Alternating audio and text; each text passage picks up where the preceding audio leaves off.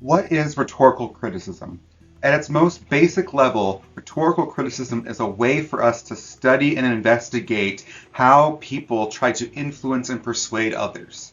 We see messages all the time, and if we study those messages through acts like rhetorical criticism, we'll understand more about what different attempts to persuade people mean and how they are working to influence others. So let's take a look at a quick example. So let's imagine that you're walking with some friends or family members and you see this black and white American flag with that thin pink line. Someone asks, hey, what does that mean? What is that for? Now, people in the group might have different answers. Someone might say, oh, I thought that was for nurses. Someone else might say, oh, I thought that was for women who are in the military. And yet someone else might think, oh, I was thinking that was for breast cancer survivors. And so the flag might mean different things or have different meanings to different people until you take the time to investigate this flag. And so someone else might ask, hey, maybe we can look up who created it. Is there a website that explains what this is about? Is it surrounded by something else that can give us a clue as to what it's supposed to be persuading us to do? You might ask, is this flag persuading us or making us feel a certain way? And then if you determine that this flag is about breast cancer survivors, you might ask, is this the best way to go about promoting breast cancer awareness? And these are the kinds of questions that you might ask as you're doing a rhetorical criticism. So let's unpack further the different terms that will help you do research about persuasion and how people influence others. The first term we need to know is the text. And now the text is anything that you can imagine or envision is helping to influence or persuade somebody. So for example, a speech is a text because when someone stands up and delivers their message, they are usually trying to persuade somebody or at least influencing somebody to think in a certain way. A text can include a lot of different things. So it can include a flag, it can include a protest, it might be a book or a newspaper article or a political cartoon. You might think of certain movies, especially documentaries, that are persuading you to think about something in a certain way as texts.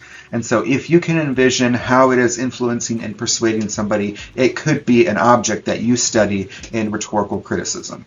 From the text, we move out to the context. And the context is the situation surrounding the text that is going to help the audience understand what's going on with that text. So let's go back to our pink line flag. Now, imagine you saw that flag at an event that was raising money for breast cancer awareness. That's going to influence how you understand that flag. Now, imagine that you saw this pink flag kind of not in the middle of nowhere, but it's next to a flag that has the thin blue stripe, the red stripe, the green one, and the yellow one. That might push you to think of this flag as more involving something related to national service or community service. And so for Martin Luther King in his I Have a Dream speech, he has context involving that he is standing in front of the Lincoln Memorial. He is speaking to a whole bunch of people in the National Mall. There's debates about civil rights legislation, and so all of these things might affect how King is influencing or persuading his audience to think about the issues in his speech. The next element that we have is the lens or our theoretical framework, and this is how the critic or the scholar, you as a person doing the study, is applying theory or ideas about how persuasion works to the text that you're studying. And I think it's easiest to understand what this lens is all about through a quick metaphor. In figure skating, the skaters are judged in a few different ways. We have the technical judges, and we also have the artistic judges. Now, the technical judges ask questions like, did this skater actually make 3 spins or 3 revolutions when they were trying to do the particular jump that they were doing? And the artistic critic might ask questions just like, is this person conveying the emotions of the song? So in other words, the judges are looking at different things or have different lenses in how they are interpreting the particular performance that they're watching.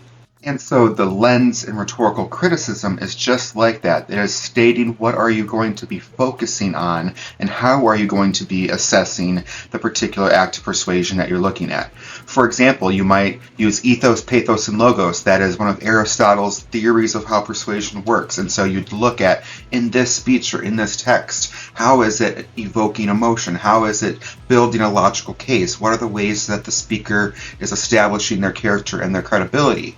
You also might focus on other things like the narrative structure of what's going on in that speech, or what metaphors is the speaker using.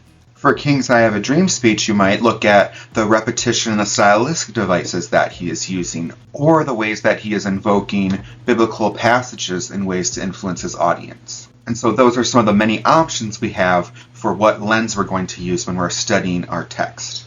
And so at the end of the day, we get this definition of rhetorical criticism, which is rhetorical criticism is the careful and systematic analysis of a text, a persuasive object, situated in its context, its surroundings, informed by our theoretical framework or our lens. And now that you're equipped with these concepts, you're ready to dive deeper and ask two more questions. The first of them is what kinds of arguments do rhetorical critics create? And the second is, how is a rhetorical critic like a football commentator? And that will be our next lesson.